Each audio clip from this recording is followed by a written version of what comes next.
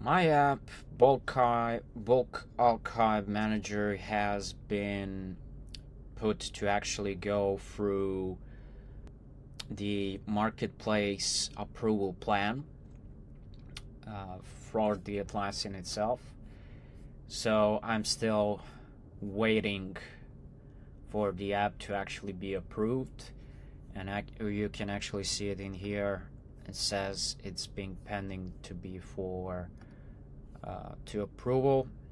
I finished my privacy and security and all of those things. And when I actually go for view the app right now, this is at least how is it going to be called. And yes, there is going to be a company called Atlassian Consulting. That's actually my non-official company that I'm planning to maybe open someday, but for now it's not official company still. So what is the use case of this app? It's basically to do more bulk operations than just bulk editing the work items. As the matter of fact, that operation is not included in this app. So the focus is on archiving and restoring multiple Jira spaces. So I can go for these ones. So I can archive them. So five of these projects. And they're actually there. And I can also select if I want to restore all of them. Wait. So I'm gonna restore all of them. There we go. And they're actually gonna be back. I also have all of the possible components that exist in every single project that are actually in there. And if there are some components that I want to bulk delete, I can actually do that. So from every single project, I can see the name of the component to which Jira space actually belongs to, what is the description of it, and also who is the lead of that specific component. For filters, I have two bulk change operations. One is to change the owner of the filters. So for example, if I go here and if I select 5 of them and I want to select, so there is Jennifer, there we go, this person, and I can change this and automatically this person becomes the new filter owner. That is something that I can do. And also if I want to bulk delete, I can also do that as well. For all of the deletions, I would be really suggesting you to be really cautious about that, because if once you delete something, there's no turning back.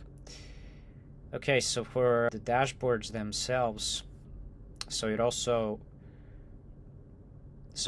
lists all of the possible dashboards that exist out there, and it also tells you how many viewers and editors there are. Now if you actually want to go more, you click on this and now you have the permissions that you want to share with, so who are going to be the viewers in here, and also you can add a user, you can add a group or a project, you can also add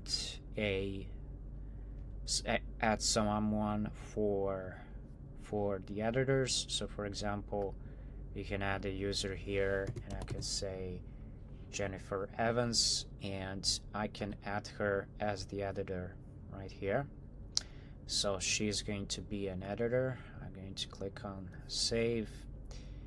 You may modify the dashboards if you're the owner. Okay. Yeah, I believe I understand what was the issue there. If I want to go for adding the specific user or something else, so it's gonna be, let's say these two, and they're different. And for scope creep, so we we have the change. So when I actually go back here, and when I go back to my dashboards, and when I actually select the scope creep, and it's saying the dashboard is maybe empty, but when you go to view all the possible dashboards, I'm going to be seeing that there is one dashboard called scope creep, and as you can see from here, I have viewers and editors being added in here as well. So this is the overview of what my app can actually do, and it is really something powerful that I thought about to actually build. Of course, we're going to see the whole process that actually takes. I mean, I already looked what is needed, but we're actually gonna see that. Okay, that's it. Yeah, that is it for today's video. Don't forget to like, share, subscribe to actually be updated regarding my app and its progress. And that's it. See ya.